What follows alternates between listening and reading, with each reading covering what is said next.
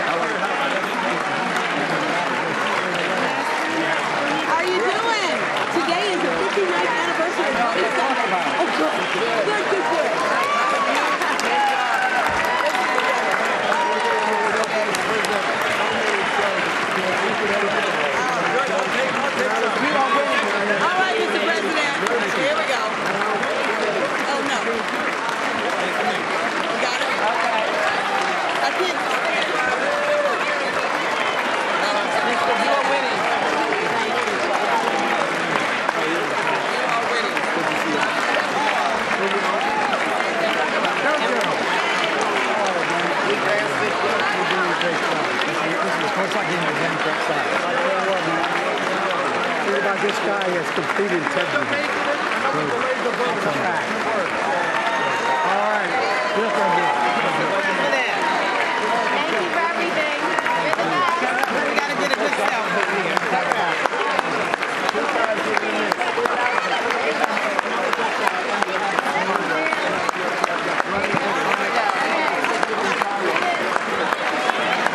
Give him helmet, President. Yeah. You look great tonight.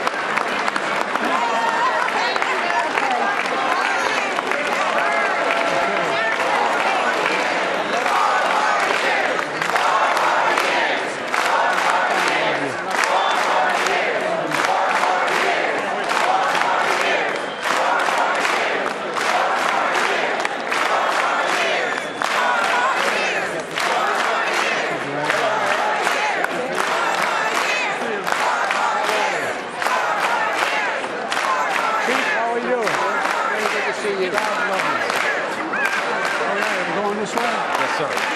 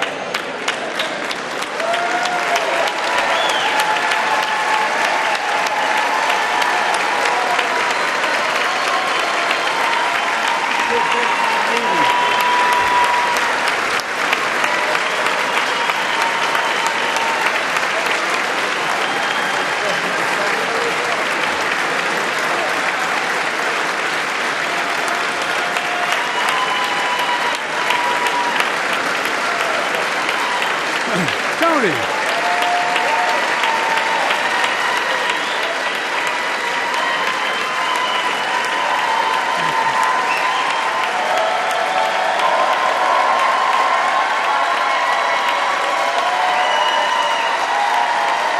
Thank you.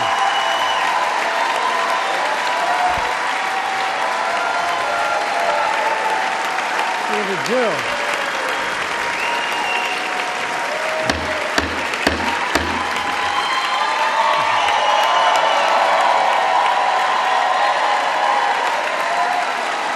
Good evening.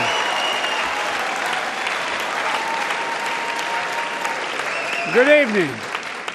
If I were smart, I'd go home now.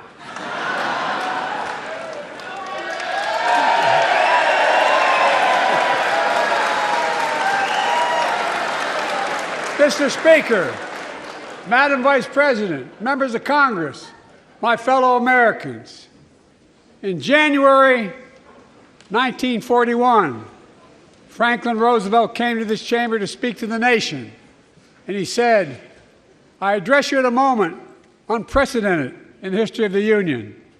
Hitler was on the march. War was raging in Europe. President Roosevelt's purpose was to wake up Congress and alert the American people that this was no ordinary time. Freedom and democracy were under assault in the world. Tonight, I come to this same chamber to address the nation. Now, it's we who face an unprecedented moment in the history of the Union. And yes, my purpose tonight is to wake up the Congress and alert the American people that this is no ordinary moment either. Not since President Lincoln and the Civil War have freedom and democracy been under assault at home as they are today. What makes our moment rare is that freedom and democracy are under attack both at home and overseas at the very same time. Overseas, Putin of Russia is on the march, invading Ukraine and sowing chaos throughout Europe and beyond. If anybody in this room thinks Putin will stop at Ukraine, I assure you he will not.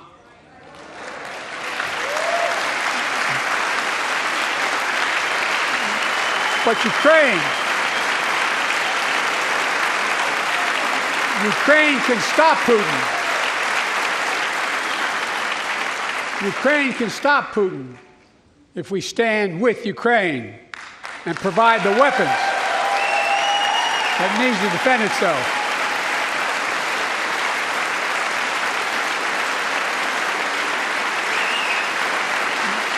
That is all. That is all Ukraine is asking. They're not asking for American soldiers. In fact, there are no American soldiers at war in Ukraine, and I'm determined to keep it that way. But now, assistance to Ukraine is being blocked by those who want to walk away from our world leadership. It wasn't long ago when a Republican president named Ronald Reagan thundered, "Mr. Gorbachev, tear down this wall."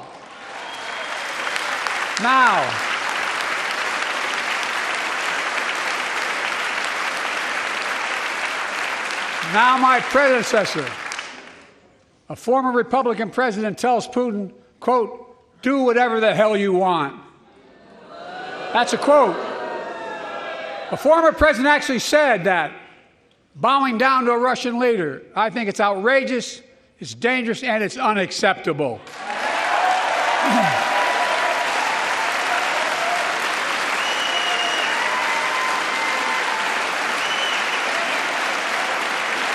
America is a founding member of NATO, the military alliance of democratic nations created after World War II to prevent war and keep the peace.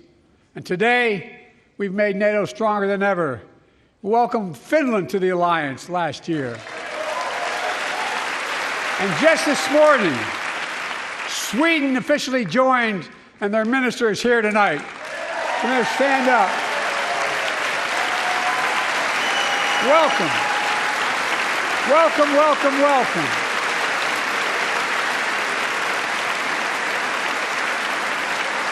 And they know how to fight. Mr. Prime Minister, welcome to NATO, the strongest military alliance the world has ever seen. I say this to Congress, we have to stand up to Putin. Send me a bipartisan national security bill. History is literally watching. History is watching. If the United States walks away, it will put Ukraine at risk. Europe is at risk. The free world will be at risk, emboldening others to do what they wish to do us harm. My message to President Putin, who I've known for a long time, is simple. We will not walk away.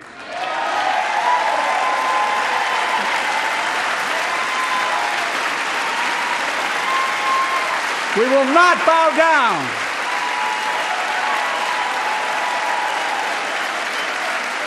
I will not bow down. In a literal sense, history is watching. History is watching. Just like history watched 3 years ago on January 6th, when insurrectionists stormed this very Capitol and placed a dagger to the throat of American democracy. Many of you are here on that darkest of days. We all saw with our own eyes the insurrectionists were not patriots. They'd come to stop the peaceful transfer of power, to overturn the will of the people. January 6th lies about the 2020 election and the plots to steal the election posed a great, gravest threat to U.S. democracy since the Civil War. But they failed. America stood.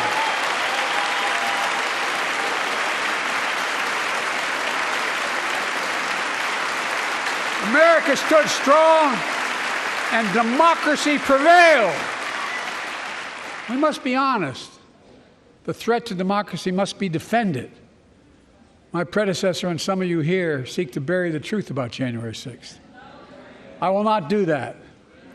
This is the moment to speak the truth and to bury the lies. Here's the simple truth. You can't love your country only when you win.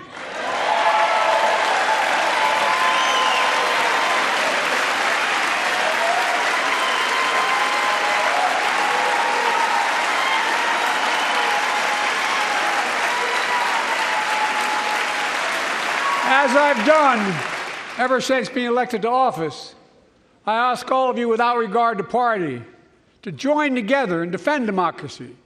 Remember your oath of office to defend against all threats, foreign and domestic. Respect free and fair elections. Restore trust in our institutions. And make clear political violence has absolutely no place in America, zero place. Again, it's not hyperbole to suggest history is watching. We're watching. Your children and grandchildren will read about this day and what we do. History is watching another assault on freedom. Joining us tonight is Latoya Beasley, a social worker from Birmingham, Alabama. 14 months ago, she and her husband welcomed a baby girl thanks to the miracle of IVF. She scheduled treatments to have that second child, but the Alabama Supreme Court shut down IVF treatments across the state, unleashed by a Supreme Court decision overturning Roe v. Wade. She was told her dream would have to wait. What her family had got through should never have happened. Unless Congress acts, it could happen again. So tonight, let's stand up for families like hers. To my friends across the aisle, don't keep this waiting any longer. Guarantee the right to AVF. Guarantee it nationwide.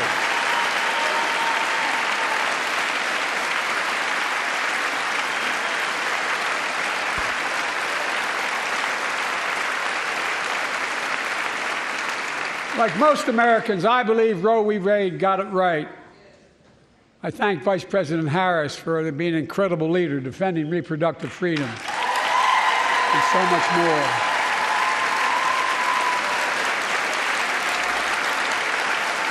Thank you. My predecessor came to office determined to see Roe v. Wade overturned. He's the reason it was overturned, and he brags about it. Look at the chaos that has resulted. Joining us tonight is Kate Cox, the wife and mother from Dallas. She's become pregnant again and had a fetus of a fatal condition. Her doctor told Kate that her own life and her ability to have children in the future were at risk if she didn't act. Because Texas law banned her ability to act, Kate and her husband had to leave the state to get what she needed. What her family got through should have never happened as well, but it's happening in too many others. There are state laws banning the freedom to choose, criminalizing doctors, forcing survivors of rape and incest to leave their states to get the treatment they need. Many of you in this chamber and my predecessor are promising to pass a national ban on reproductive freedom. My God, what freedom else would you take away?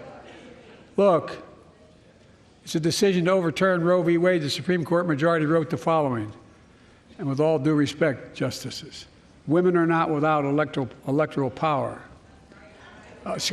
Electoral or political power. You're about to realize just how much you're right about that.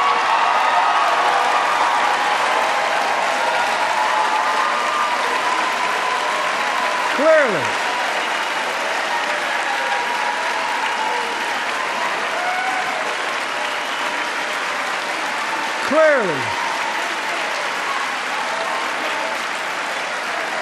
those bragging about overturning Roe v. Wade have no clue about the power of women. But they found out when reproductive freedom was on the ballot. We won in 2022 and 2020, and we'll win again in 2024.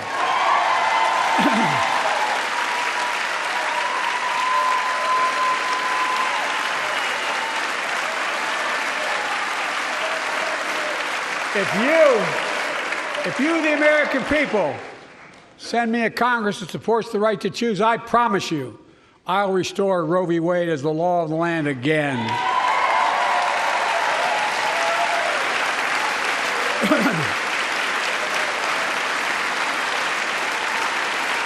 Folks, America cannot go back. I'm here tonight to show what I believe is the way forward, because I know how far we come. 4 years ago next week, before I came to office, the country was hit by the worst pandemic and the worst economic crisis in a century. Remember the fear, record losses, Remember the spikes in crime and the murder rate, raging virus that took more than 1 million American lives of loved ones, millions left behind. A mental health crisis of isolation and loneliness. A president, my predecessor, failed the most basic presidential duty that he owes to American people, the duty to care. I think that's unforgivable.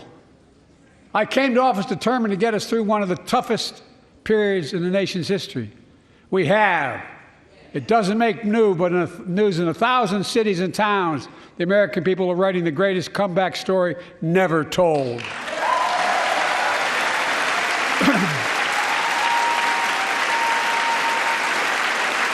So let's tell the story here. Tell it here and now. America's comeback is building the future of American possibilities, building an economy from the middle out and the bottom up, not the top down. Investing in all America, in all Americans, to make sure everyone has a fair shot, and we leave no one behind. The pandemic no longer controls our lives. The vaccines that saved us from COVID are now being used to beat cancer, turning setback into comeback. That's what America does. That's what America does.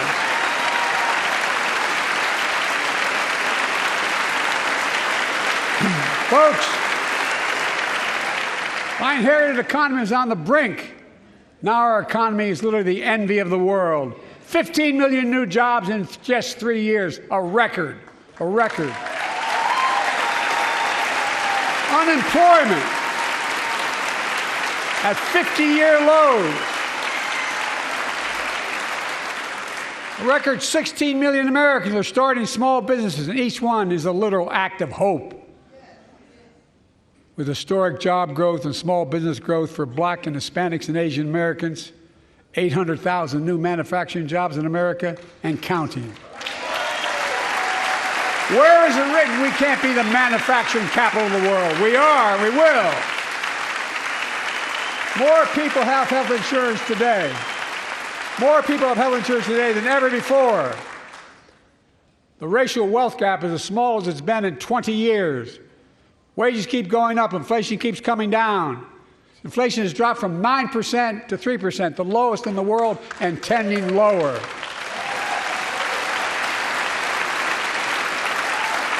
The landing is and will be soft. And now, instead of importing foreign products and exporting American jobs, we're exporting American products and creating American jobs. Right here in America, where they belong.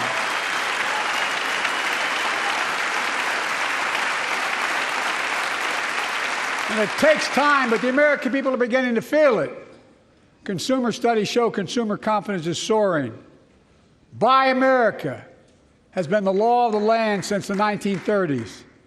Past administrations, including my predecessor, including some Democrats as well in the past, failed to buy American. Not anymore. On my watch, federal projects that you fund, like helping build American roads, bridges, and highways, will be made with American products and built by American workers.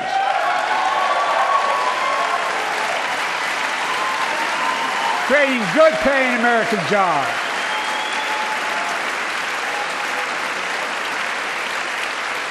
And thanks to our CHIPS and Science Act, the United States is investing more in research and development than ever before.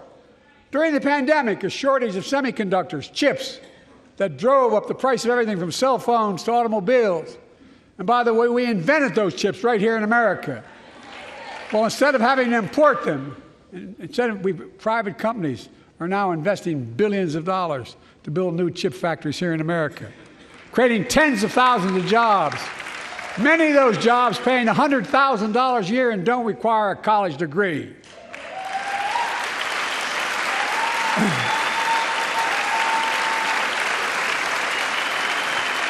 In fact, my policies have attracted $650 billion in private sector investment in clean energy, advanced manufacturing, creating tens of thousands of jobs here in America.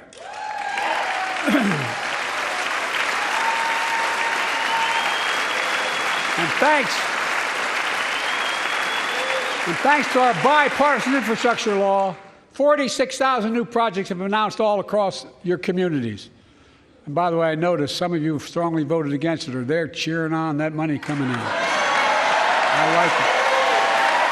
I'm with you. I'm with you. And if any of you don't want that money in your district, just let me know. Modernizing our roads and bridges, ports and airports, public transit systems. Removing poisonous lead pipes so every child can drink clean water without risk of brain damage.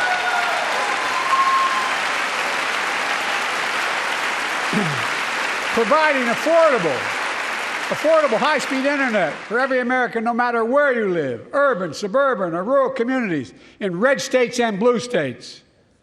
Record investments in tribal communities. Because of my investment in the family farms, because I invested in family farms led by my Secretary of Agriculture, who knows more about this than anybody I know, we're better able to stay in the family for those farms and their children and grandchildren won't have to leave home to make a living. It's transformative. The great comeback story is Belvidere, Illinois, home to an auto plant for nearly 60 years. Before I came to office, the plant was on its way to shutting down. Thousands of workers feared for their livelihoods.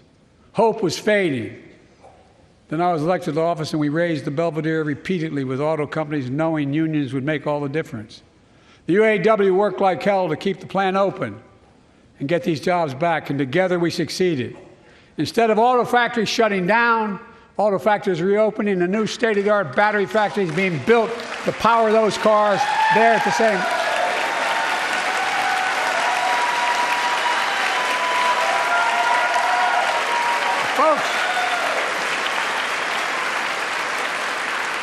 The folks of Belvidere, I say, instead of your town being left behind, your community is moving forward again.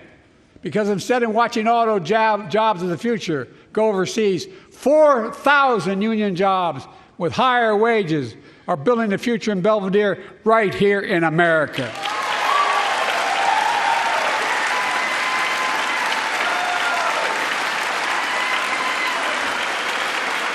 Here tonight is UAW President Shawn Fain, a great friend and a great labor leader. Shawn, where are you? Stand up.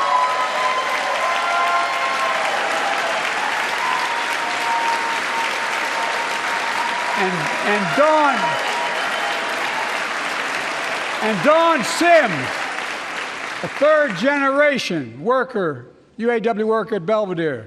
Shawn, I was proud to be the first president to stand on the picket line, and today, Dawn has a good job in her hometown, providing stability for her family and pride and dignity as well. Showing once again, Wall Street didn't build America. They're not bad guys. They didn't build it, though. The middle class built the country, and unions built the middle class.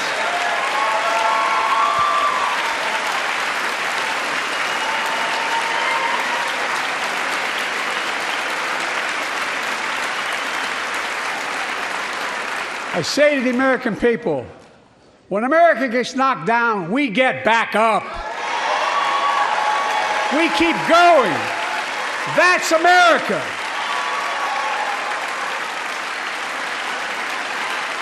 That's you, the American people. It's because of you America's coming back. It's because of you our future is brighter. It's because of you that tonight we can proudly say the state of our union is strong and getting stronger.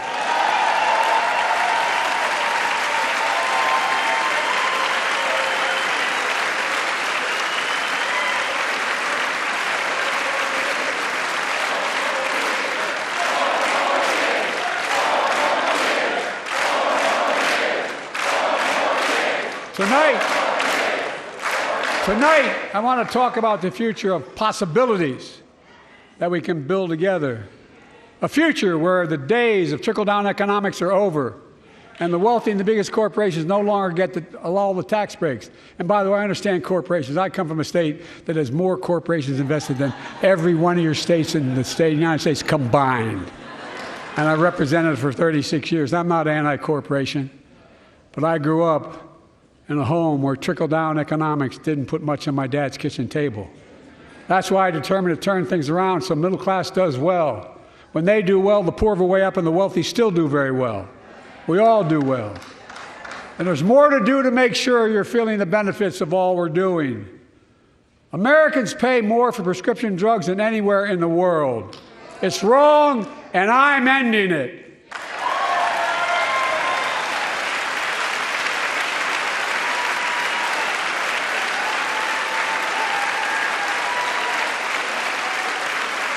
With the law that I proposed and signed, not one of you Republican buddies voted for it.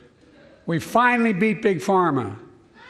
Instead of paying $400 a month or thereabouts for insulin with diabetes, and it only costs $10 to make, they only get paid $35 a month now and still make a healthy profit. And but what to do next? I want to cap the cost of insulin at $35 a month for every American who needs it. Everyone.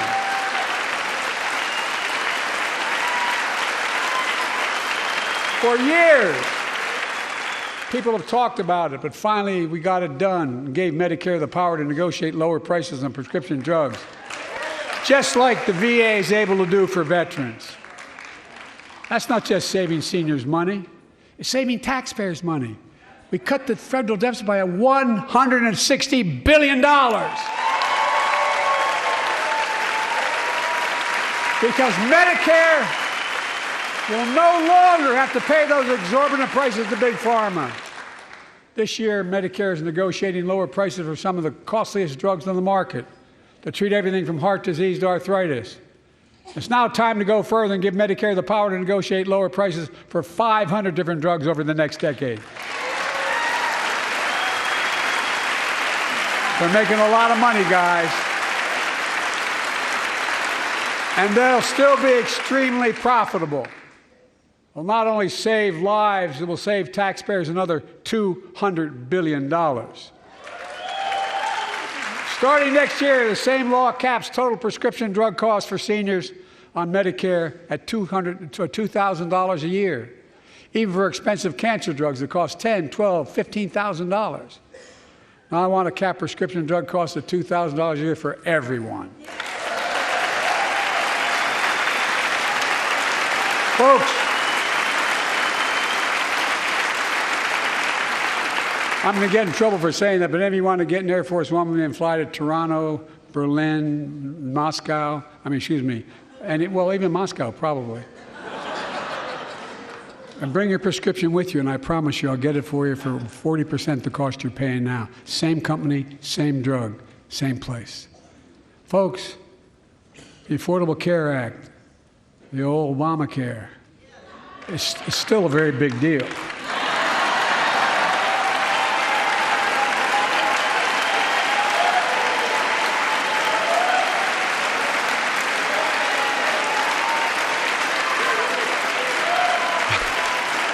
Over 100 million of you can no longer be denied health insurance because of pre-existing condition.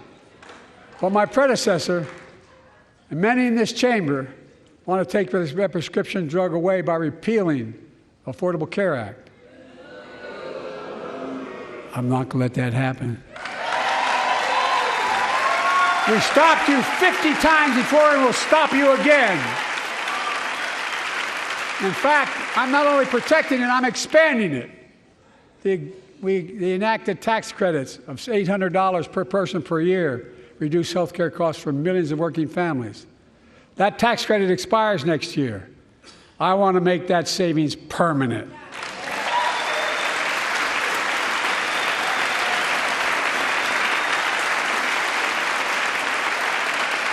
To state the obvious, women are more than half our population. But research on women's health has always been underfunded. That's why we're launching the first ever White House initiative on women's health research, led by Jill, doing an incredible job as First Lady.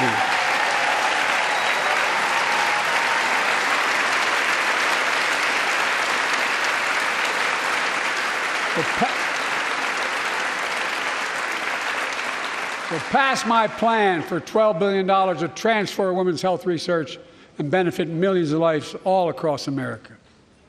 I know the cost of housing is so important to you. If inflation keeps coming down, mortgage rates will come down as well, and the Fed acknowledges that. But I'm not waiting. I want to provide an annual tax credit that will give Americans $400 a month for the next 2 years as mortgage rates come down, to put toward their mortgages when they buy their first home or trade up for a little more space. Just for 2 years.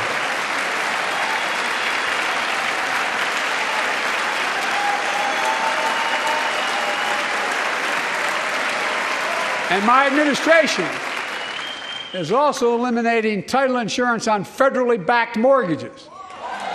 When you refinance your home, you can save $1,000 or more as a consequence. For millions of renters, we're cracking down on big landlords who use antitrust law, who break antitrust laws by price fixing and driving up rents. We've cut red tape so builders can get federally financing, which is already helping build a record 1.7 million new housing units nationwide. Now pass and build and renovate 2 million affordable homes and bring those rents down.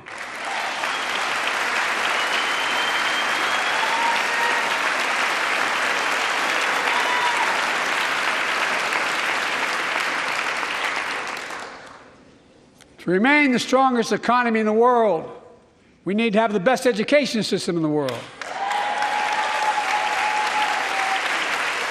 And I suspect all of you, want to give every child, a good start by providing access to preschool for 3 and 4 years old. You know, I think I pointed out last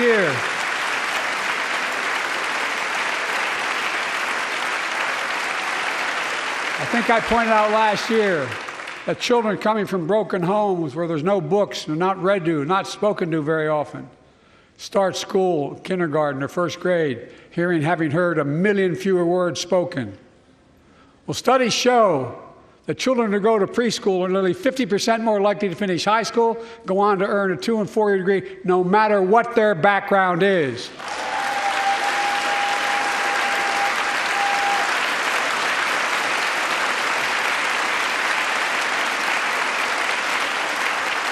I met a year and a half ago with the leaders of the Business Roundtable. They were mad that they were angry. I think, well, they were discussing why I wanted to spend money on education. I pointed out to them, as vice president, I met with over 182 of those folks. Don't hold me to the exact number. And I asked them what they need most, the CEOs. And you've had the same experience on both sides of the aisle. They say a better educated workforce, right? So I looked at them, and I say, I come from Delaware. DuPont used to be the 8th largest corporation in the world. And every new enterprise they bought, they educated the workforce to that enterprise. But none of you do that anymore. Why are you angry with me providing you the opportunity for the best educated workforce in the world? And they all looked at me and said, I think you're right. I want to expand high-quality tutoring and summer learning to see that every child learns to read by 3rd grade.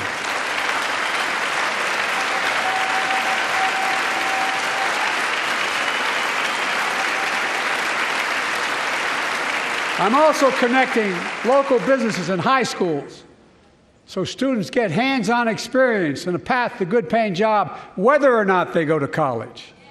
And I want to make sure that college is more affordable. Let's continue increasing the Pell Grants to working and middle-class families and increase record investments in HBCUs and minority-serving institutions, including Hispanic institutions.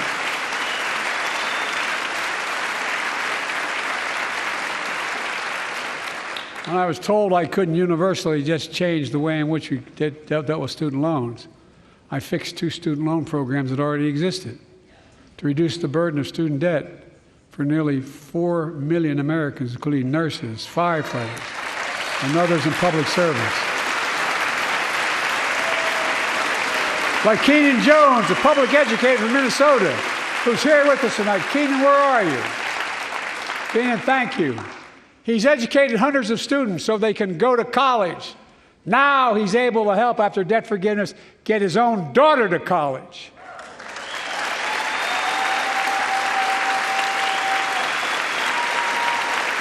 And folks, look,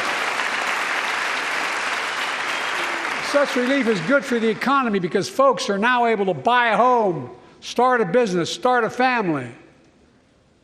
While we're at it, I want to give public school teachers a raise.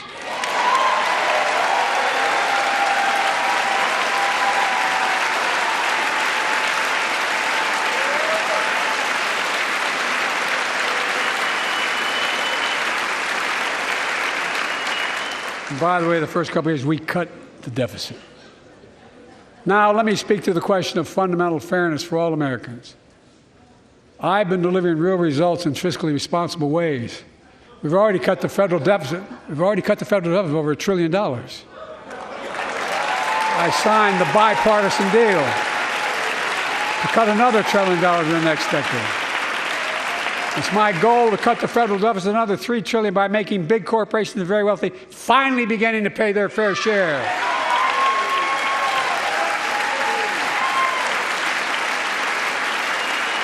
Look, I'm a capitalist. If you want to make or can make $1 million or millions of bucks, that's great. Just pay your fair share in taxes. A fair tax code is how we invest things to make this country great. Healthcare, education, defense, and so much more. But here's the deal. The last administration enacted a $2 trillion tax cut, overwhelmingly benefit the top 1%, the very wealthy and the biggest corporations, and exploded the federal deficit. They added more to the national debt than any presidential term in American history. Check the numbers. Folks at home, does anybody really think the tax code is fair? No. Do you really think the wealthy and big corporations need another $2 trillion tax break? No. I sure don't. I'm going to keep fighting like hell to make it fair. Under my plan, nobody earning less than $400,000 a year will pay an additional penny in federal taxes. Nobody, not one penny. And they haven't yet. In fact, the child tax credit I passed during the pandemic cut taxes for millions of working families and cut child poverty in half. Restore that child tax credit. No child should go hungry in this country. The way to make the tax code fair is to make big corporations and the very wealthy begin to pay their fair share. Remember in 2020, 55 of the biggest companies in America made $40 billion and paid zero in federal income tax. Zero. Not anymore. Thanks to the law I wrote and we signed, big companies have to pay a minimum of 15%. But that's still less than working people pay in federal taxes. It's time to raise corporate minimum tax to at least 21%.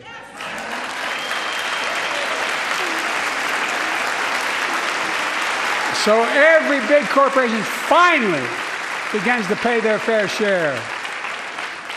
I also want to end tax breaks for big pharma, big oil, private jets, massive executive pay when it's only supposed to be $1 million that could be deducted. They can pay them $20 million if they want, but deduct $1 million. End it now. You know, there are 1,000 billionaires in America. You know what the average federal tax is for those billionaires? No. They're making great sacrifices, 8.2%. That's far less than the vast majority of Americans pay. No billionaire should pay a lower federal tax rate than a teacher, a sanitation worker, or a nurse.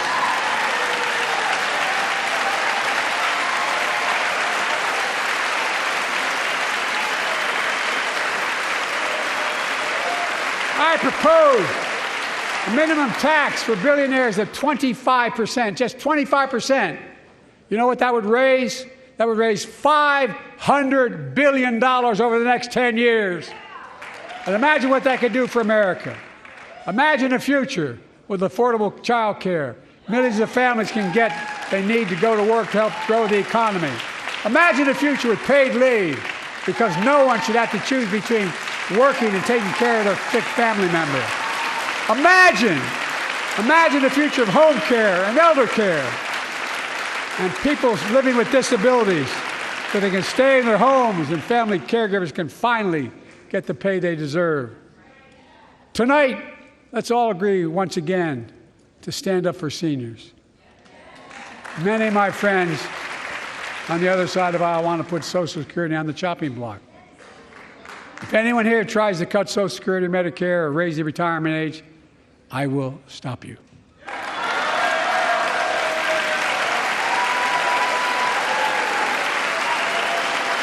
The working people who built this country pay more into Social Security than millionaires and billionaires do. It's not fair. We have two ways to go. Republicans can cut Social Security and give more tax breaks to the wealthy. That's the proposal. Oh no, you guys don't want another $2 trillion tax cut? I kind of thought that's what your plan was. Well, that's good to hear. You're not going to cut another $2 trillion for the super wealthy. That's good to hear. I'll protect and strengthen Social Security and make the wealthy pay their fair share. Look,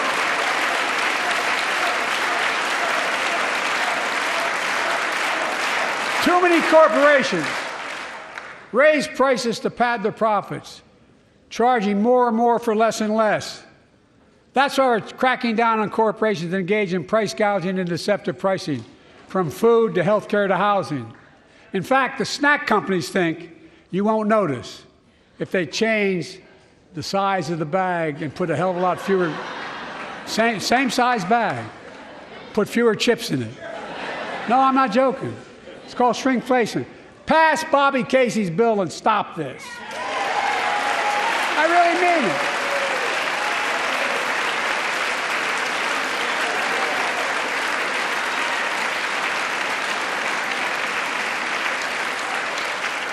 You probably all saw that commercial on Snickers bars. You get charged the same amount, and you got about, 10% fewer Snickers in it. Look, I'm also getting rid of junk fees, those hidden fees at the end of your bill that are there without your knowledge. My administration announced we're cutting credit card late fees from $32 to $8.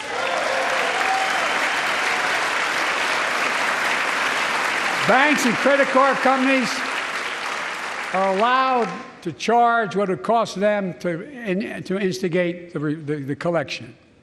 And that's a hell of a lot, like $8 and 30-some dollars. They don't like it.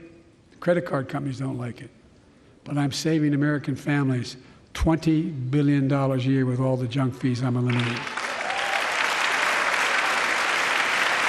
Folks at home, that's why the banks are so mad. It's $20 billion in profit. I'm not stopping there. My administration has proposed rules to make cable, travel, utilities, and online ticket sellers tell you the total price up front so there are no surprises. It matters. It matters. And so does this. In November, my team began serious negotiation with a bipartisan group of senators. The result was a bipartisan bill with the toughest set of border security reforms we've ever seen. Oh, you don't think so? Oh, you don't like that bill, huh? That conservatives got together and said it was a good bill? I'll be darned. That's amazing. That bipartisan bill would hire 1,500 more security agents and officers, 100 more immigration judges to help tackle the backload of 2 million cases, 4,300 more asylum officers, and new policies so they can resolve cases in 6 months instead of 6 years now.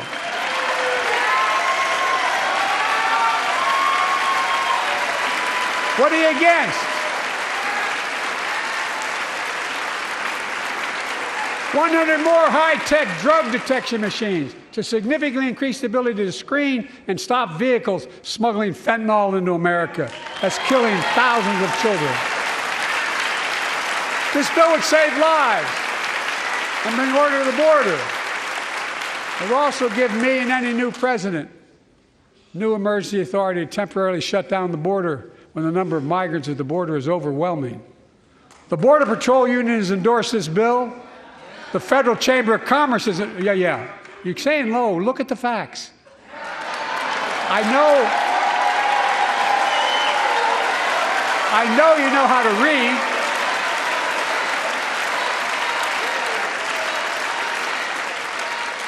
I believe that given the opportunity for a majority in the House and Senate would endorse the bill as well, a majority right now. But unfortunately, politics has derailed this bill so far. I'm told my predecessor called members of Congress in the Senate to demand they block the bill. He feels a political win. He viewed it as would be a political win for me and a political loser for him. It's not about him. It's not about me. I'd be a winner. Not really.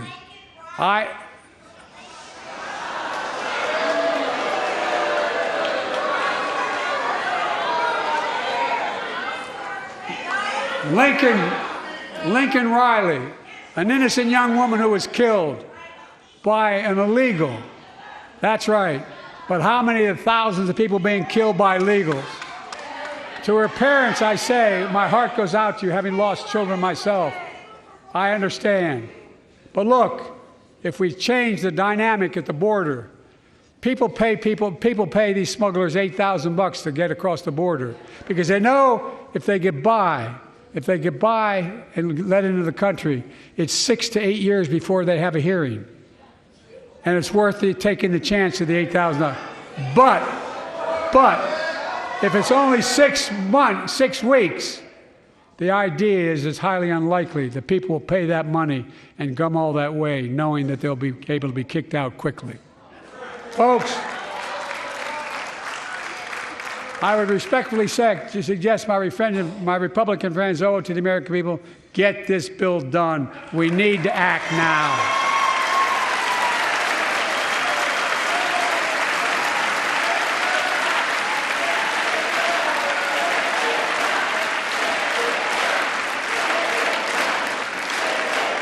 And if my predecessor is watching, instead of paying politics and pressuring members of Congress to block the bill, join me in telling the Congress to pass it. We can do it together. But that's what he apparently here's what he will not do. I will not demonize immigrants saying they are poison in the blood of our country. I will not separate families. I will not ban people because of their faith. Unlike my predecessor on my first day in office, I introduced a comprehensive bill to fix our immigration system. Take a look at it. It has all these and more. Secure the border. Provide a pathway to citizenship for dreamers. And so much more. But unlike my predecessor, I know who we are as Americans.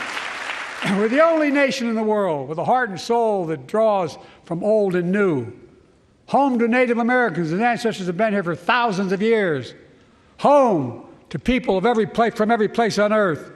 They came freely. Some came in chains. Some came when famine struck, like my ancestral family in Ireland. Some to flee persecution, to chase dreams that are impossible anywhere but here in America. That's America. And we all come from somewhere, but we're all Americans.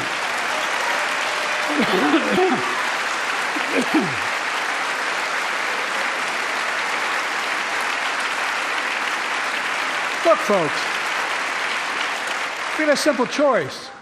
We can fight about fixing the border, or we can fix it. I'm ready to fix it. Send me the border bill now.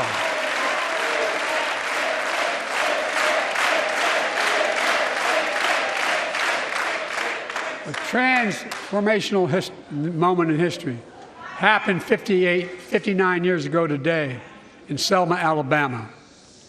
Hundreds of foot soldiers for justice marched across the Edmund Pettus Bridge, named after the Grand Dragon of the Ku Klux Klan, to claim their fundamental right to vote. They were beaten, they were bloody, and left for dead. Our late friend and former colleague, John Lewis, was on that march. We miss him.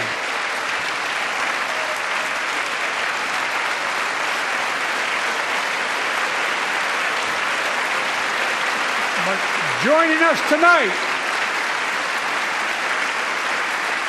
are other marchers, both in the gallery and on the floor, including Betty Mae Fikes, known as the voice of Selma. The daughter of gospel singers and preachers, she sang songs of prayer and protest on that bloody Sunday to help shake the nation's conscience. 5 months later, the Voting Rights Act passed and was signed into law.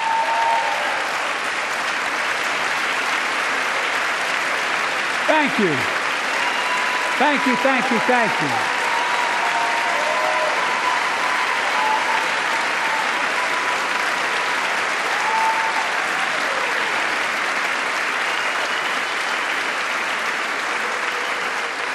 But 59 years later, there are forces taking us back in time. Voter suppression, election subversion, unlimited dark money, extreme gerrymandering. John Lewis is a great friend to many of us here. But if you truly want to honor him and all the heroes who marched with him, then it's time to do more than talk.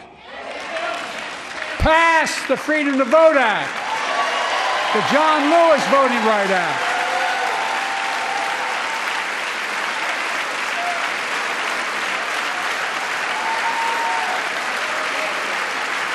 And stop denying another core value of America, our diversity across American life. Banning books, it's wrong. Instead of erasing history, let's make history. I want to protect fundamental rights. Pass the Equality Act. And my message to transgender Americans, I have your back. Pass the PRO Act for workers' rights. Raise the federal minimum wage, because every worker has a right to a decent living more than $7 an hour. We're also making history by confronting the climate crisis, not denying it. I don't think any of you think there's no longer a climate crisis. At least I hope you don't. I'm taking the most significant action ever on climate in the history of the world. I'm cutting our carbon emissions in half by 2030, creating tens of thousands of clean energy jobs, like the IBEW work is building and installing 500,000 electric vehicle charging stations. Conserving 30% of America's lands and waters by 2030. And taking action on environmental justice fence line communities smothered by the legacy of pollution. And patterned after the Peace Corps and AmeriCorps, I launched the Climate Corps to put 20,000 young people to work in the forefront of our clean energy future. I'll triple that number in a decade.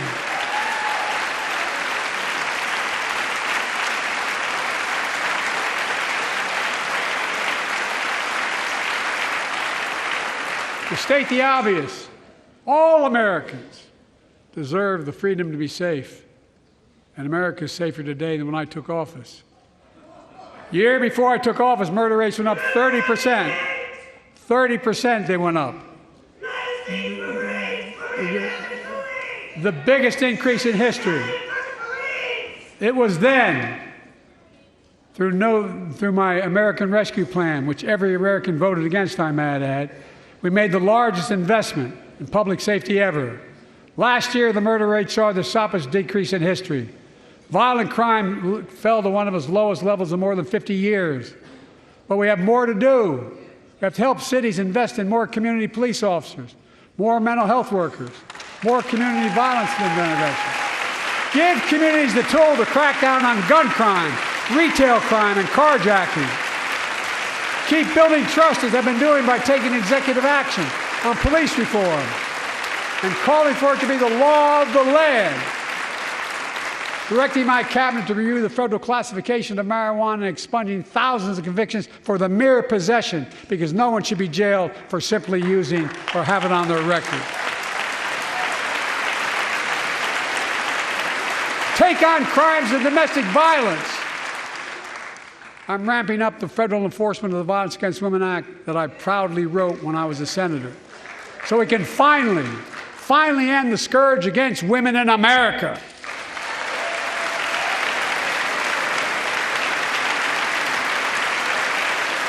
There are other kinds of violence I want to stop. With us tonight is Jasmine, whose 9-year-old sister Jackie was murdered with 21 classmates and teachers in elementary school in Uvalde, Texas. Very soon after that happened, Jill and I went to Uvalde for a couple of days. We spent hours and hours with each of the families. We heard their message, so everyone in this room, in this chamber, could hear the same message. The constant refrain, and I was there for hours meeting with every family. They said, do something. Do something. Well, I did do something by establishing the first ever Office of Gun Violence Prevention in the White House, that the Vice President is leading the charge. Thank you for doing it.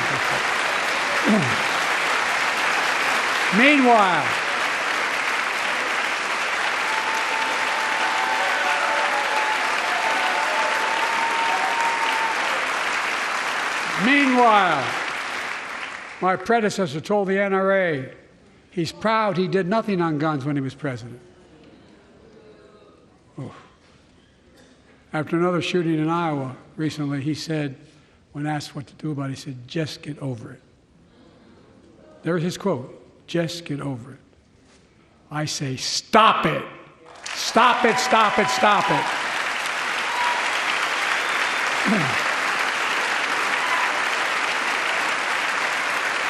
I'm proud we beat the NRA when I signed the most significant gun safety law in nearly 30 years because of this Congress.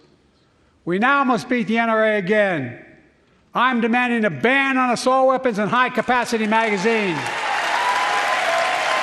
Pass universal background checks. None of this. I taught the Second Amendment for 12 years. None of this violates the Second Amendment or vilifies responsible gun owners. You know, as we manage challenges at home, we're also managing crises abroad, including in the Middle East. I know the last 5 months have been gut-wrenching for so many people, for the Israeli people, for the Palestinian people, and so many here in America. This crisis began on October 7th with a massacre by a terrorist group called Hamas, as you all know. 1,200 innocent people, women and girls, men and boys, slaughtered after enduring sexual violence. The deadliest day for the Jewish people since the Holocaust, and 250 hostages taken. Here in this chamber tonight are families whose loved ones are still being held by Hamas. I pledge to all the families that we will not rest until we bring every one of your loved ones home. We also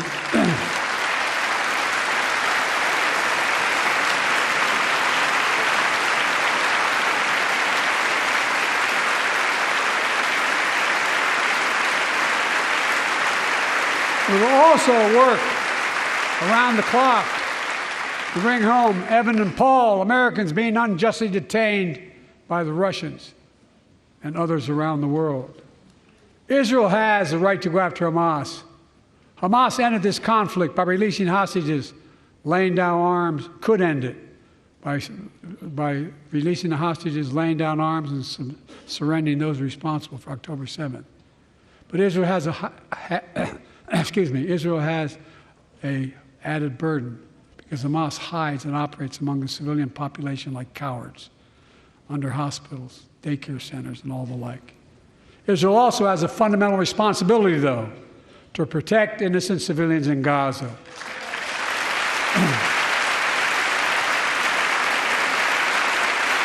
This war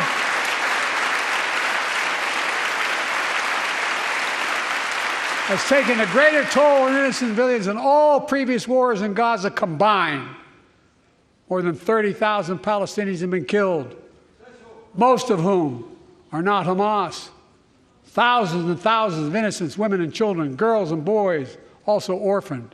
Nearly 2 million more Palestinians under bombardment or displacement. Homes destroyed, neighborhoods in rubble, cities in ruin. Families without food, water, medicine. It's heartbreaking. I've been working nonstop to establish an immediate ceasefire that would last for 6 weeks to get all the prisoners released, all the hostages released. to get the hostages home and ease the intolerable and humanitarian crisis and build toward an enduring, something more enduring. The United States has been leading international efforts to get more humanitarian assistance to Gaza. Tonight, I'm directing the U.S. military to lead an emergency mission to establish a temporary pier in the Mediterranean on the coast of Gaza that can receive large shipments carrying food, water, medicine, and temporary shelters. No U.S. boots will be on the ground. A temporary pier will enable a massive increase in the amount of humanitarian assistance getting into Gaza every day.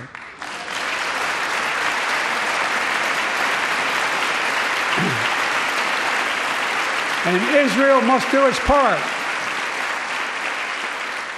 Israel must allow more aid into Gaza to ensure humanitarian workers aren't caught in the crossfire. And they're announcing they're going to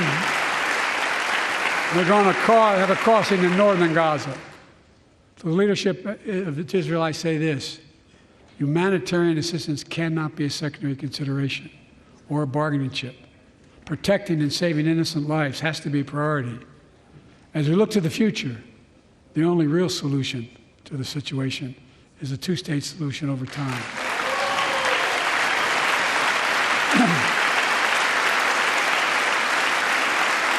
And I say this as a lifelong supporter of Israel. My entire career, no one has a stronger record with Israel than I do. I challenge any of you here. I'm the only American president to visit Israel in wartime. But there is no other path that guarantees Israel's security and democracy. There is no other path that guarantees Palestinians can live in peace with peace and dignity. And there's no other path that guarantees peace between Israel and all of its neighbors, including Saudi Arabia, with whom I'm talking. Creating stability in the Middle East also means containing the threat posed by Iran. That's why I built a coalition of more than a dozen countries to defend international shipping and freedom of navigation in the Red Sea. I've ordered strikes to degrade the Houthi capability and defend U.S. forces in the region. As Commander-in-Chief, I will not hesitate to direct further measures to protect our people and our military personnel.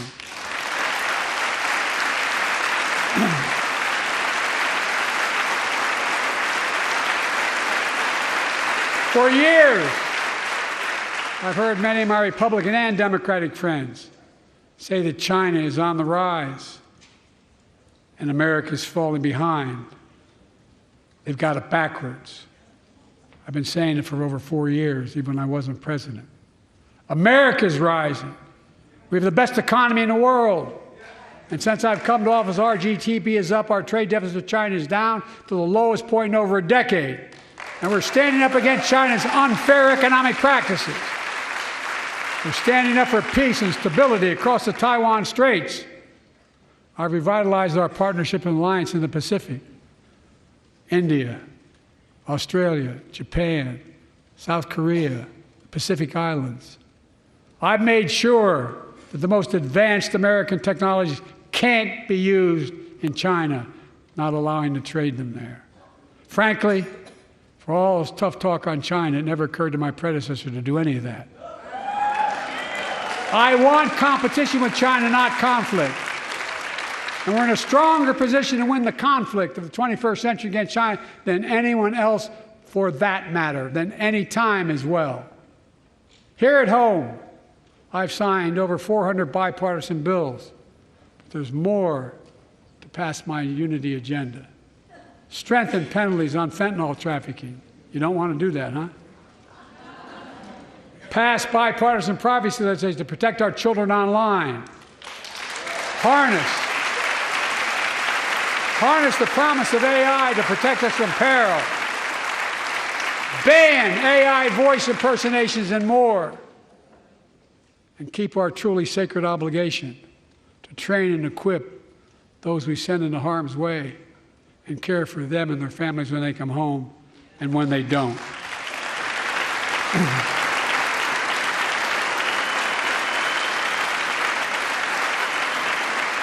That's why the song Support and Help of Dennis and the VA, I signed the PACT Act. One of the most significant laws ever, helping millions of veterans exposed to toxins who now are battling more than 100 different cancers.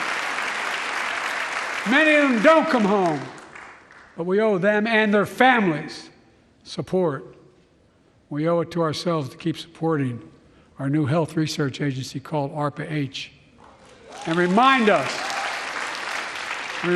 that we can do big things like end cancer as we know it, and we will.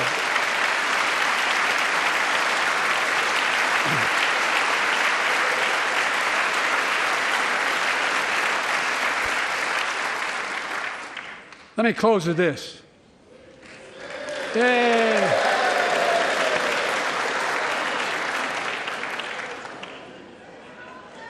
I know you don't want to hear any more, Lindsay, but I got to say a few more things. I know it may not look like it, but I've been around a while.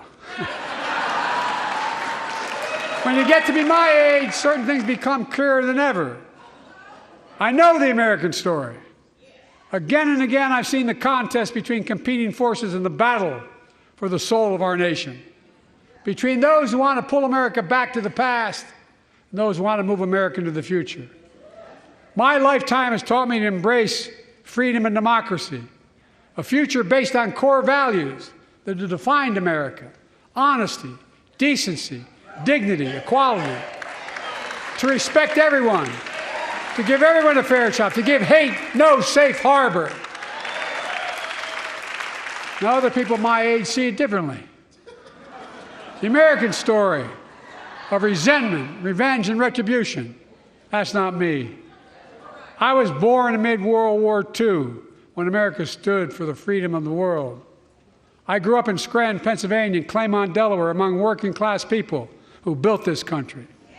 I watched in horror as two of my heroes, like many of you did, Dr. King and Bobby Kennedy, were assassinated. And their legacies inspired me to pursue a career in service. I left the law firm, became a public defender, because my city of Wilmington was the only city in America occupied by the National Guard after Dr. King was assassinated because of the riots. And I became a county councilman almost by accident. I got elected to the United States Senate when I had no intention of running at age 29. Then vice president to our first black president.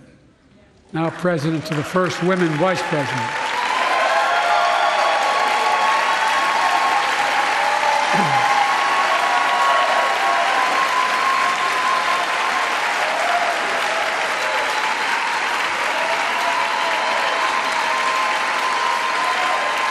In my career, I've been told I was too young. By the way, they're going to let me on the Senate elevators for votes sometimes. They're not a joke. And I've been told I'm too old. Whether young or old, I've always known what endures. I've known our North Star. The very idea of America is that we're all created equal and deserves to be treated equally throughout our lives. We've never fully lived up to that idea, but we've never walked away from it either. And I won't walk away from it now. I'm optimistic. I really am. I'm optimistic, Nancy.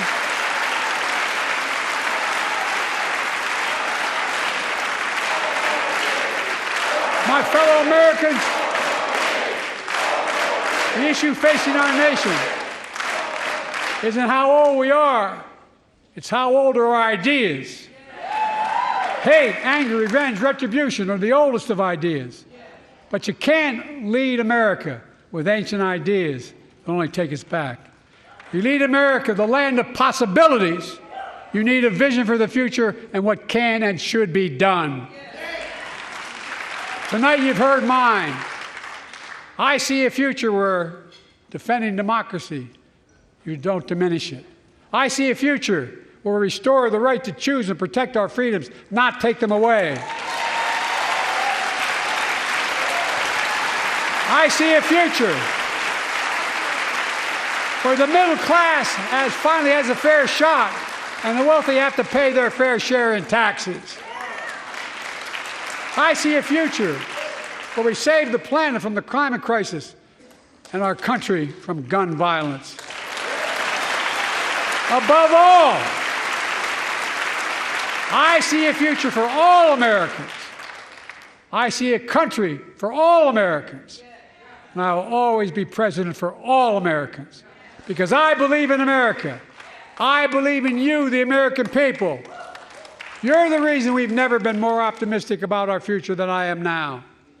So let's build the future together. Let's remember who we are. We are the United States of America. And there is nothing beyond our capacity when we act together. God bless you all, and may God protect our troops. Thank you, thank you, thank you.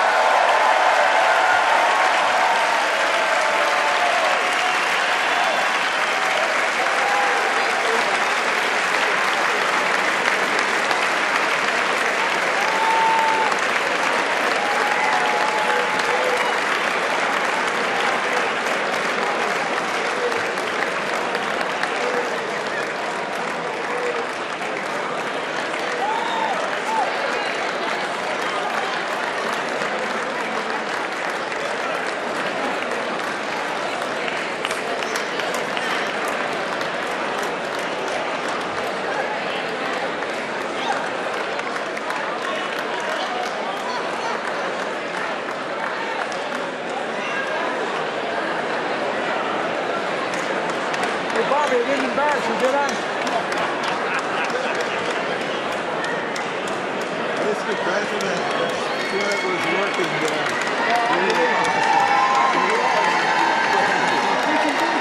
Absolutely. Thank you for making me the final choice. That's why I'm working so hard to raise money to help. Thank you. We're going to get it back. Baptist preacher tonight. I'll tell you what. You were the Baptist preacher tonight. I'll tell you what Jim Eason once said to me. He said, what would old Jim Eason do for you in Delaware? I said, Mr. Chairman, someplace you'd help and someplace you'd hurt. He looked at me and said, I'll come and campaign for you again, whichever helps. You were awesome. Come on now. Great job.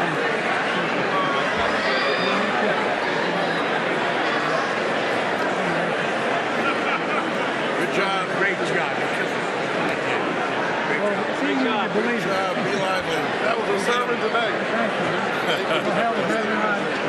Good to see you. Thank you. Great job. Thank you. You knocked that out of the park. Great work. You know, there's no T in scramble. Great job, Mr. President. You guys are the best. We're going to get that halftime get out of the way so y'all can get in there. Let me see good. Thanks. By the way, I've been in constant contact with them. Here's what I worry about with Ukraine. If we pull away, the rest of Europe's going to pull away. So look at us. And this is something we're finding. I spent around 90 hours learning to know and motivating for 19 years.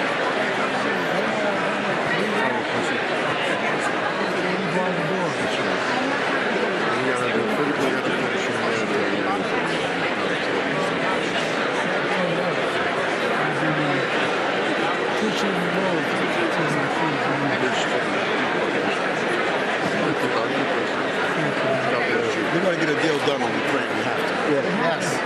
There's no. Good job on the morning. Thank you. Thank you. Thank you. Look, you give me accountability. Oh, yeah. I'm sticking with it. No, I really mean it. No, really. Thank you, sir. And this guy with you does too. Oh, yeah, he does. Good. It was amazing. You did a good job. You were right on. Yeah, you were on fire. You were on fire. Nobody's going to talk about cognitive impairment now. Yeah. You were on fire. Kind of wish sometimes there was cognitive impairment. You did well. Very good. Very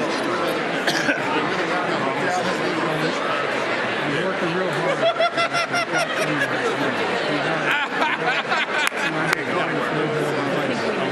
You fired us all up. Yeah, you fired us up. You did it great. Hey, Pat. Hey, guys. I want you to know, Democratic Party and the first two people to vote are so right. They voted for you. He's not telling you. Because I went up to campaign with him when he was running, and I was young, and he was young too. Okay.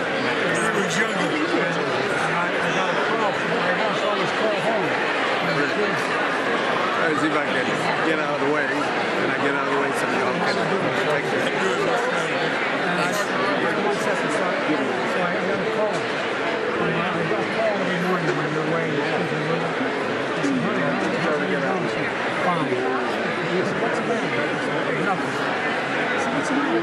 Did you read today's paper?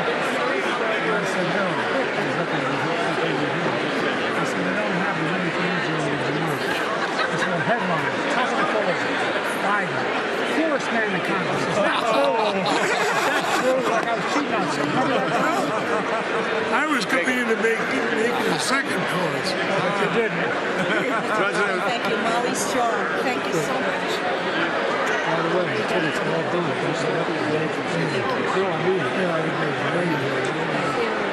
Great speech. Get that aid to Israel, also security. This way, ma'am. This way. I actually wanted to go that way so I could say hello to the camera. I'll be there in 2 weeks. I had my team over there for I know. Mr. President, great job tonight. Thank you very much. Appreciate it. Knocked it out of the park. Thanks for coming out. Yeah, no, you're slightly nuts. Seriously. Good job, President. Tammy Duckworth is Thanks down here for trying to get to you, but she can't get out. I'll get the team. Makes me feel hard.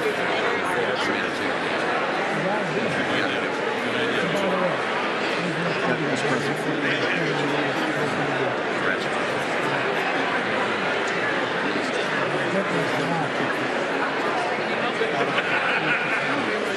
It's got to turn around.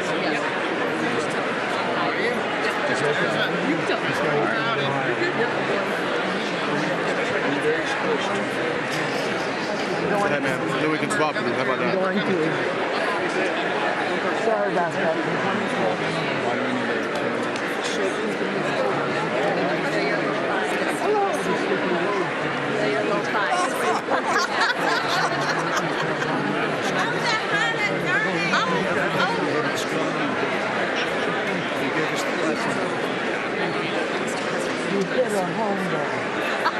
I know I did if she says it. I know that happened. Okay, we're walking this way, so we're going that way. Yep, we're going this way right here. 2 steps back. Go back. Thank you, guys. Adam, do you got any space behind you? Nope.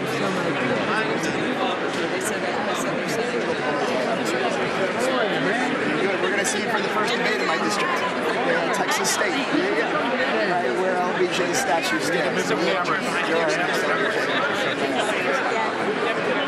hello to Senator Duckworth. She and I led the House for Senate bill on our behalf.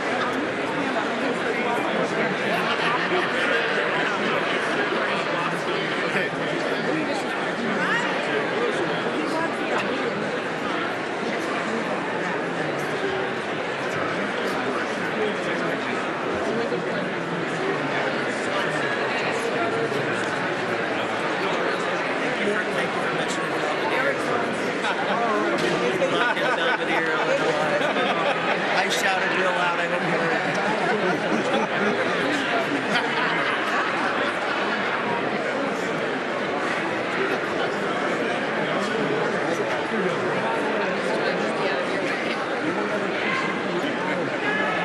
There you go. Now you gotta come back to Pennsylvania, back to the Lehigh Valley. They loved you. They loved you there. I know. You don't have to tell me. I know. I know. You think you're in the prettier. You have the prettier part. We can agree. Got the speech?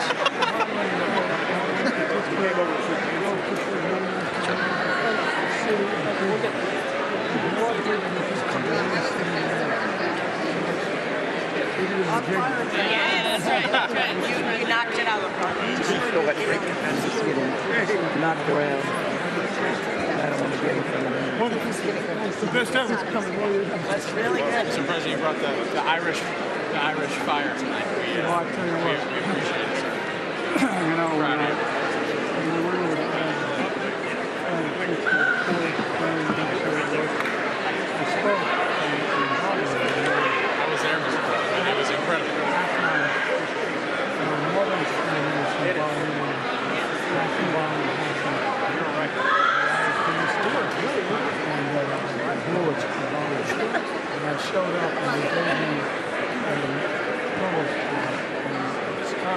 bill or a check I gave to my great-great-grandfather who made the bricks. Do it again. In the church. I want to get y'all doing it. No, take the picture. I want to natural.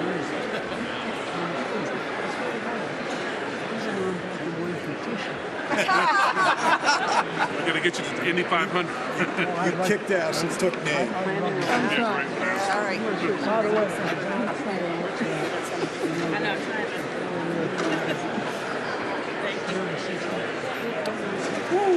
I bet that torque is come on.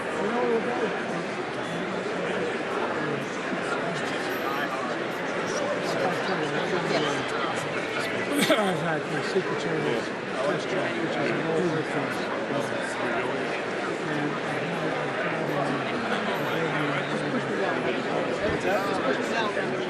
You're not my wife.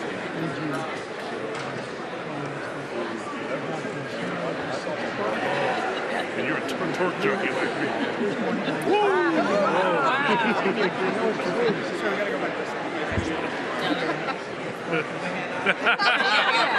He's afraid of going to get in the car.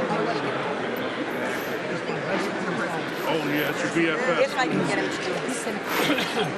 Can I get a picture of the senator and me on our? No, not. You're not going to hold it. We're going to. We got it. Come on, get it. We got it. Right here. Here we go. All right. For IVF and reproductive freedom. Thank you. Got it over to you.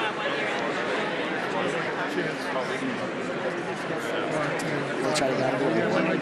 You guys exiting? Yeah, Thank you so much. My stuff is back there. Okay, I'll go around.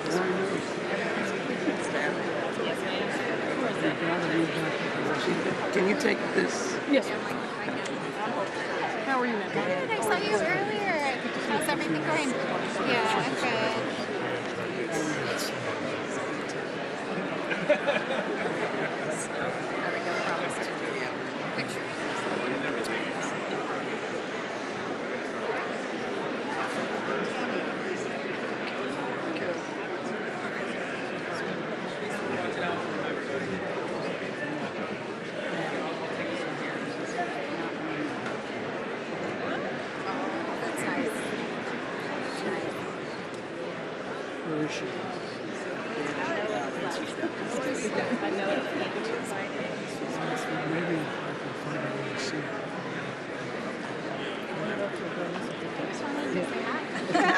You better say hi. I'm so proud of you. Proud of you. Proud to be with you. How are you doing? For everything you've done for New Mexico. Thank you so much. Yes. You knocked it out of the park. Yes, It's amazing. you're good, I'm getting amazing. texts from everybody at home Yes, watching me you're saying, amazing. wow. Jumping up and down. My mom jumping up and down saying, phenomenal. Where's your mom? In Houston, Texas. Yes, sir. And we got Miss Really? Okay. He's going to take her number? Yeah, that would be amazing. That would be amazing. 713. Make a congressman. 5'8".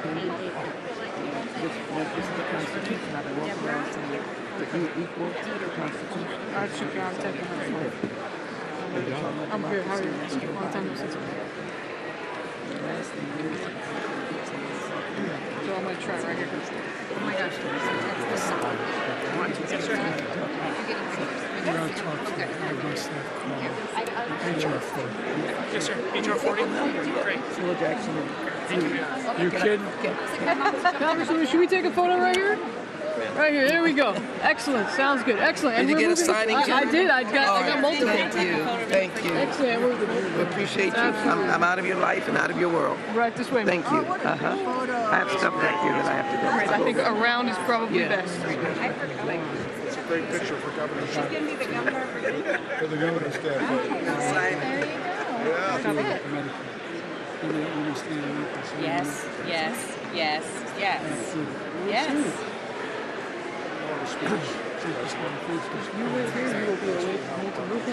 Yes. Okay. Yes. I'm happy to do my part. Those in Kiev, two senators. You gave a very strong message. But you got to get this done.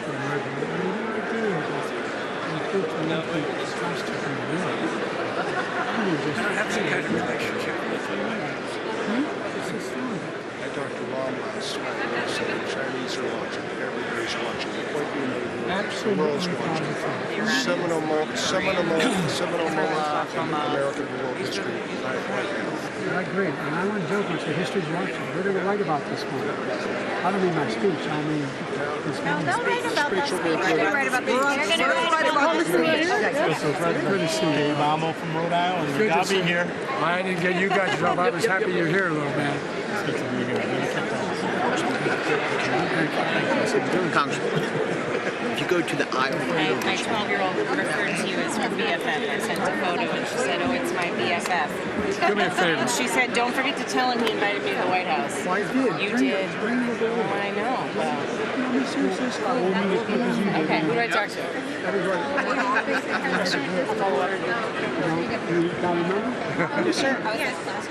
She's a baby girl and I was 12 years old. Yes, sir. If you guys are trying to get Well, my kids are pretty lovely. You probably like her more than the I love the give and take you gave with our friends across the aisle there.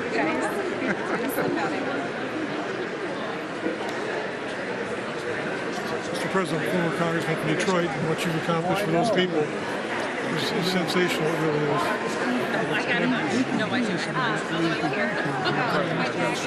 You're doing it. Tonight, this was the most tremendous. I've been to 8 State of the Union addresses, and this is the best. Right.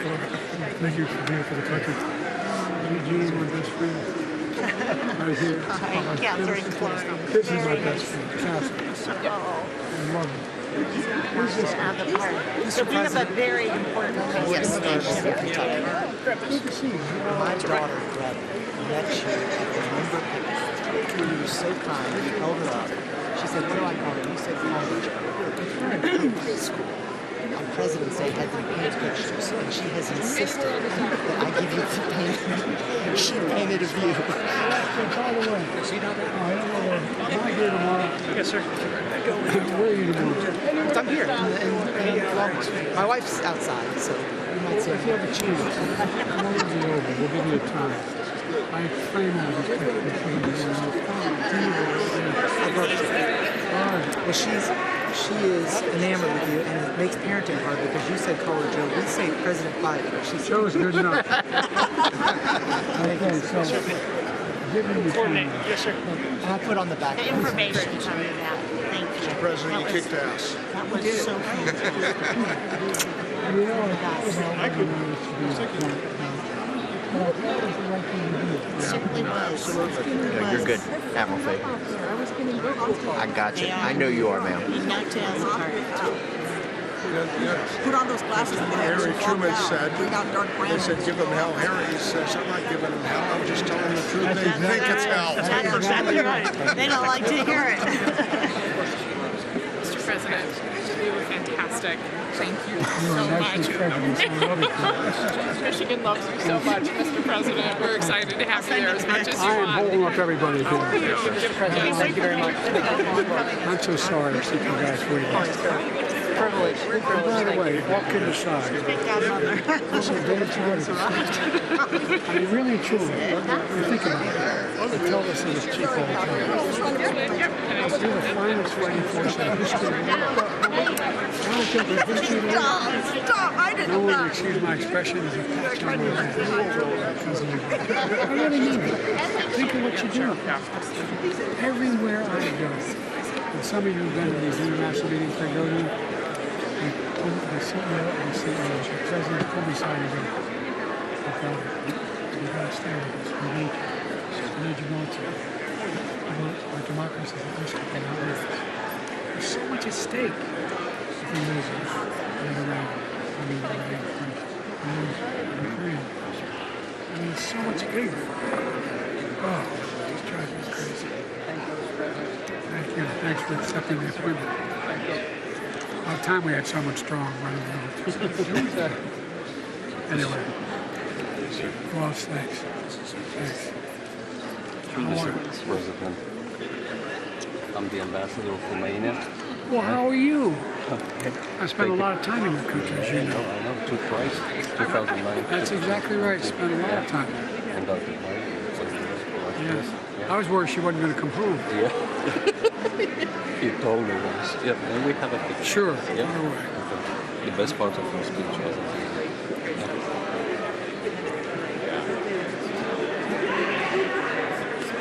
Thank you. Thank you, sir. Mr. President. Thank you. Very nice to see you, sir.